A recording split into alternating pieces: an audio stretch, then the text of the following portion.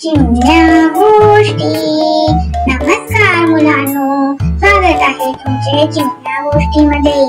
पंचतंत्रातील आजची गोष्ट आहे सिंह आणि मूर्ख गाढव। एक अशी गोष्ट जी आपल्याला चतुराई आणि गोड बोलण्याच्या ताकदीबद्दल शिकवते। एक सिंह होता, कराल केसरा नावाचा। तो एका हत्तीशी झुंजताना जखमी झाला होता।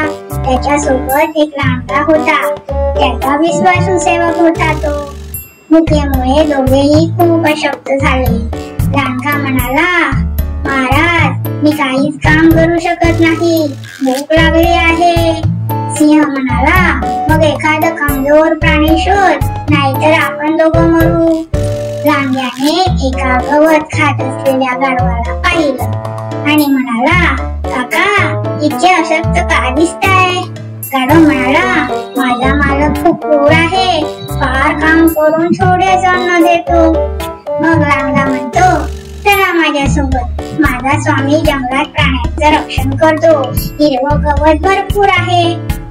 गाढव फसवून त्याच्या मागे गेला, पण सिंहाने वेळेपूर्वी झेप घेतली आणि गाढव पळून गेला। गाढव म्हणाला, कुठे नेलं होतं रे तुम्हाला? लांडगा म्हणाला, काका, तो सिंह नव्हता, ती एक मादी गाढव होती, प्रेमात वेडी। गाढव पुन्हा फसला। यावेळी सिंहाने योग्य वेळ साधून त्याला ठार मारलं। सिंहाने लांडग्याला म्हटलं, मी नदीवर जातो, तू लक्ष ठेव या गाढवावर।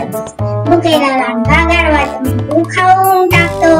परत आल्यावर सिंह त्याला विचारतो, मेंदू कुठे आहे?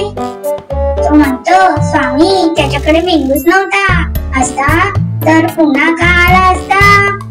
सिंह हसला आणि दोघांनी जेवण केलं। गोड बोलून फसवणं हे कधी कधी अतिशय यशस्वी ठरतं। शिका, सजग रहा आणि चाणाक्ष व्हा। तर मुलांनो, कशी होती गोष्ट? आवडली ना? चला लगेच लाईक, शेअर आणि सबस्क्राईब करा बरं। धन्यवाद।